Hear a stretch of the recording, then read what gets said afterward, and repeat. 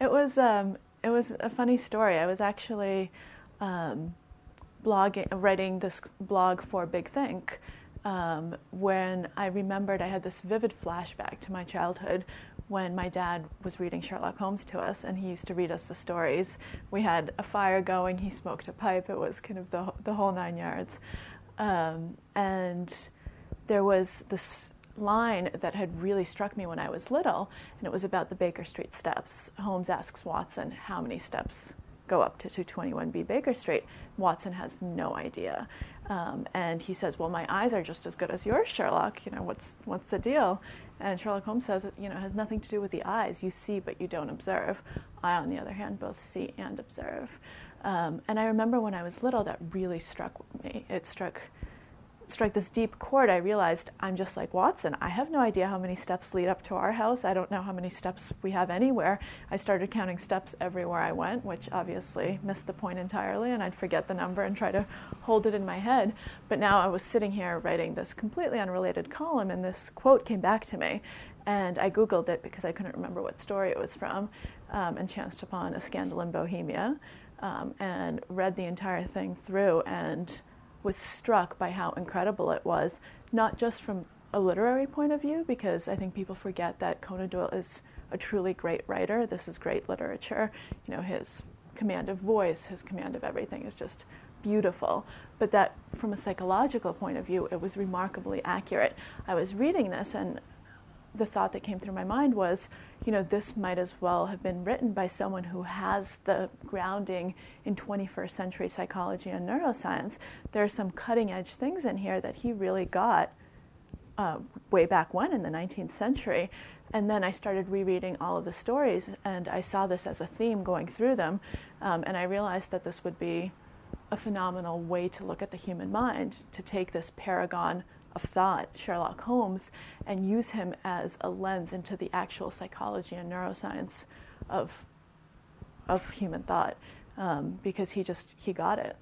Well, I think that Sherlock Holmes is one of those figures that can be a hero for almost any generation, and many generations have actually adopted him as their own, because the thing that strikes me most about Holmes is he's both superhuman in a sense, in the way that he's able to solve these complex mysteries, but he's also very, very human, and he's everyman in a way, because the way that he solves them are actually incredibly accessible. And once he explains it, you feel like Watson. Of course that makes complete sense after the fact, but it actually does make complete sense. And what he does is something that we all can do.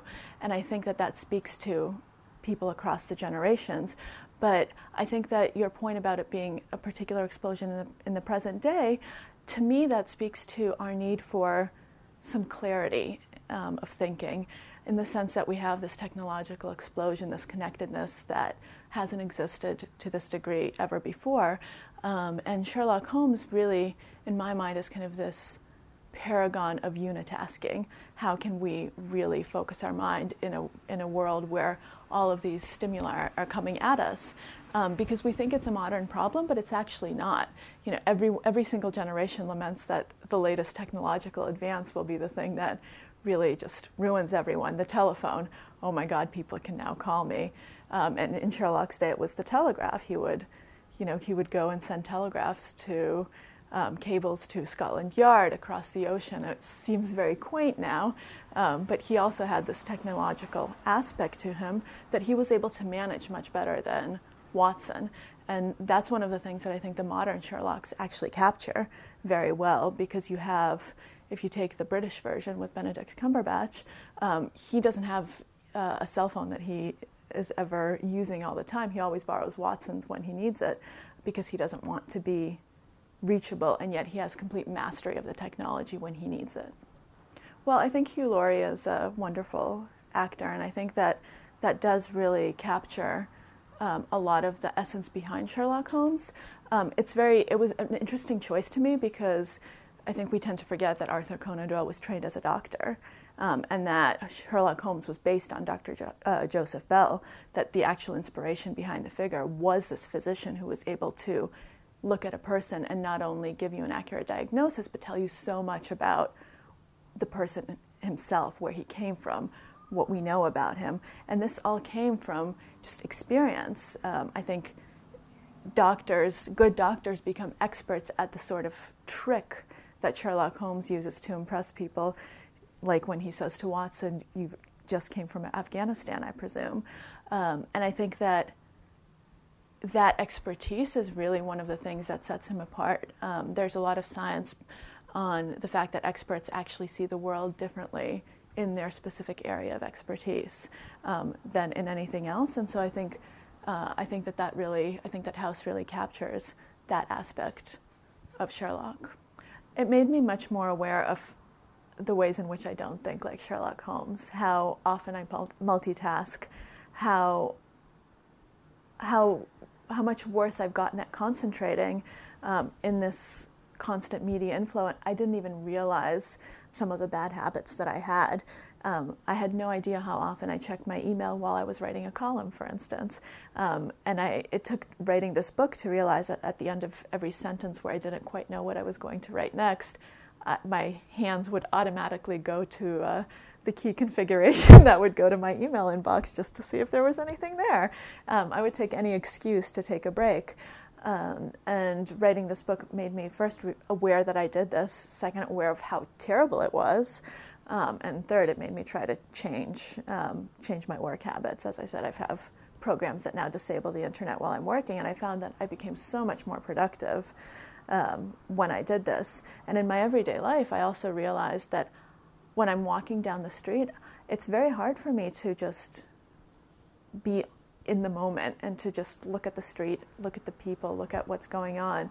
I'm always thinking about something else. I'm always reaching for my phone to see if anything has happened in the moment since I walked out the door to the subway. And once again, I realized that I wasn't observing in my everyday life. But a lot of great thinkers, Richard Feynman, Albert Einstein, made the point that unless you can explain something clearly to someone else, you don't actually understand it. That point of explanation is what really sets apart the true expert from someone who kind of knows but muddles through. Because when you have to explain something to someone else, it forces you to clarify your thought. There can't be any gray areas in there. And I think Watson becomes essential to Sherlock Holmes because he forces him to actually go back and go through his reasoning, which Holmes hasn't done. The first time he does it with Watson, most people don't remember Holmes saying this, but it's hard for him. He says, wait, I'm actually not sure how I knew. Let me go back and let me retrace the steps. And as their relationship develops, it becomes easier. And I think Watson actually helps him think. At some point later in the stories, Watson tells the reader, actually, that he's become a habit, just like the violin, just like the pipe, that he's now something that Holmes looks to in order to be able to reason clearly. And I think Watson keeps him sharp, and Watson enables him to keep learning because he can see the shortcomings of his own reasoning when he talks it through to Watson in a way that he can't if he just talks it through in his own mind. And I think that for any genius, that's probably an incredibly useful thing to have. And I think a lot of great men and women over the ages have had some confidants, some sidekicks, someone who they could actually talk to and reason through to. And I think that's something that's immensely helpful. Yeah, I mean, I think Holmes's brain attic is actually a very useful way of thinking about our minds. The only difference between a physical attic and your brain attic is that you can make your brain attic expand a little bit more than a physical attic by making sure that it's very orderly, that you've stored things properly, that you've encoded them properly. If we take the attic analogy, that you've labeled the boxes the way that will facilitate retrieval, that you know where everything is. But I think in the modern world, we're not as limited, actually, as Holmes was. So he had his brain and he had his physical files that he kept at 221B Baker Street. And he had to remember, oh, I remember this case. I need to look it up, though, because I don't have all of the particulars in my brain attic because that was information that was not relevant enough to store up there. And in the modern day, we have constant ability to look things up. There was actually a very interesting study done at Columbia by Betsy Sparrow on the Google effect on memory. And what she found was that when people knew that they could look something up later, they forgot it. They just remembered where they could look it up. So Google, in essence, made their memories worse in one way, but not quite, because the brain was actually being smart. It said, okay, it was almost deciding for you, you don't need to store this in the brain attic because you know that you will be able to access it later. So what I'm going to do for you is remember where I can go to look this up. And so I feel like if we use that efficiently, this can be an age of great opportunity for us to maximize our mental resources and really use our brain attics for those things that really need to be in there. But it's also easy to fall back on it a little too much, and then we have an empty attic, and that's not a good thing. We can't, just like our memories are fallible, and memory is incredibly fallible. Sometimes we're positive that we remember the way that something happened, but we actually don't at all. One of my favorite, very disturbing studies was about 9/11, where people asked, experimenters asked the day after, and then a few years later, about the first tower falling. Do you remember? And obviously that was never captured on television, but people in the experiment remembered this vividly, and they could talk about that tower falling, and they never saw it. And so our memories are like that. We remember vividly things that never happened. We change details. And so I think it's essential to remember that, both about our own memory and about, as you say, the software and this enhanced storage, that everything can be faulty and that we really have to be careful. Holmes would never just do a Google search and take it for granted. I think he would make sure to verify, to cross-verify, to really try to get to the source of absolutely anything. He certainly wouldn't use Wikipedia. If you are constantly stimulated, then you never actually have to focus on anything for long periods of time. And multitasking, as I've said before, is actually a myth. We can't actually multitask. What our brain is doing is it's very quickly switching between tasks. And so it's not actually doing multiple things at once, but we're forcing it to switch and to go between tasks. So every time we switch from one tab to another, every time that a different input comes in, our brain has to switch gears, and that's actually incredibly draining on our resources, and it's also a detriment to our concentration ability. And so one way to manage this is to actually not do that, to take a step back and to have periods of time, pockets of time where you manage social media, and then other pockets of time when you actually don't do that and when you turn it off. If you're like me, you have to actually use a software program to block the internet, which I have to do when I write. Otherwise, I get terribly distracted.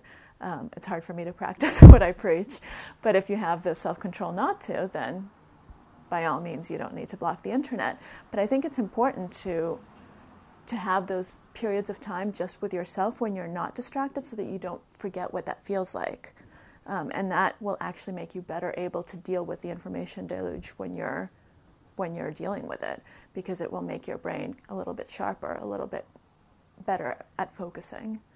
There are multiple parts to thinking like Sherlock Holmes, but the central element that really ties it all together is mindfulness, is being really aware of the present moment and being able to filter out distractions. It's what Holmes tells Watson. It's the difference between seeing and observing. And Holmes observes in everything he does, which means that he actually has trained his concentration abilities so that he takes in what's going on, and he knows how to take a step back and how to give his brain the space that he needs to think. Because the other element of that, of course, is that Sherlock Holmes is remarkably imaginative and creative. People often think that he's this just logical computer, but he can do things that no computer can do, because he has this ability to be creative and to step outside of himself and to think in ways that haven't been thought of in the past. And I think the reason that he has this creativity, which is one of the reasons that he's so successful, is that he does have this presence of mind, and he's not afraid of being quiet. He's not afraid of distancing himself from the world. He's not afraid of saying, you know what, I realize someone's been murdered. I realize that you're really anxious for me to get going. Please go away. I'm just going to sit here in my chair, smoke my pipe, and think. And that's what really enables him to get ahead of the detectives that immediately start jumping in line to say, okay, what are we doing? Let's go to the crime scene. Let's do this. Let's do this. Holmes really isn't afraid of taking those breaks. And I think we need to remember that, and we need to not be afraid of doing the exact same thing. There are a few lessons. One of them would be not to jump right away, to see what's going on before you jump, because if you don't take the time for a little bit of quiet reflection beforehand, you might find that it actually ends up slowing you down. So you got in the race faster, but you didn't realize quite what race you were getting into. And if you had taken the time beforehand to actually think it through and to do all of that legwork, you might find that even though you enter it at a slightly later point, you then accelerate much faster, which is exactly what Sherlock Holmes does.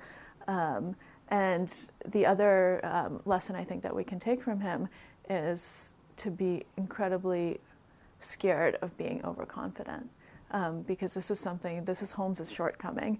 When he is overconfident, which does happen, he doesn't solve the case properly, and Holmes does make mistakes, and he does have cases where he overlooks obvious things because he's so incredibly confident that he's an expert at what he does. And I think especially successful entrepreneurs who've done things successfully in the past, it's very easy to let that blind you and to let that stop you from evaluating everything properly because you think you're golden. And trying to have a little bit of intellectual humility, I think, is incredibly important. The number one thing we can do is to take some time every day, and it can be as little as a few minutes, to just sit quietly with your own thoughts and with no distractions, and to let your mind just focus on the present moment. Kind of a shortened modern day practice of mindfulness meditation. And everyone can take a few minutes to do that. Even Ray Dalio, who's the founder of Bridgewater, the largest hedge fund in the world, actually meditates every morning. And he often does it just in his office, sitting in his chair before he starts his morning meetings, because those few minutes of being just alone with your own thoughts can really make you much sharper for the rest of the day. So I think that is something that is very good to keep in mind, and a very good first step towards thinking like Holmes. The second thing I would do is try to limit your multitasking as much as possible. Obviously, you realize that in the modern world it's impossible to not multitask all the time, but to either carve out your time or manage your time in a way that you're not always trying to juggle multiple things at once. And obviously this has to do with setting expectations as well, in the sense that everyone expects you to get back to email within minutes. Because they know that you can get it wherever you are, because you have a smartphone, you have this, you have that. You're never really inaccessible anymore, but you can make yourself inaccessible. You can say, you know what, I don't respond to emails right away. I will get back to you within X amount of time, and that will give you some sort of peace of mind as well, and be able to manage it on your own time. And there are time management strategies that can help with that. And another thing that's incredibly important is realizing what is important to you, setting your own goals. So Holmes is a detective. So for him, the things that he has to focus on are people, are places, things that matter in crimes. We're not all detectives. So we need to realize that attention is incredibly finite, that it's a precious resource that we need to allocate strategically. So take a moment to think for yourself, okay, to what do I actually want to pay attention? Knowing that my resources are limited, how am I going to use them? And how am I going to deploy them to greatest effect? And that's an incredibly important thing to remember.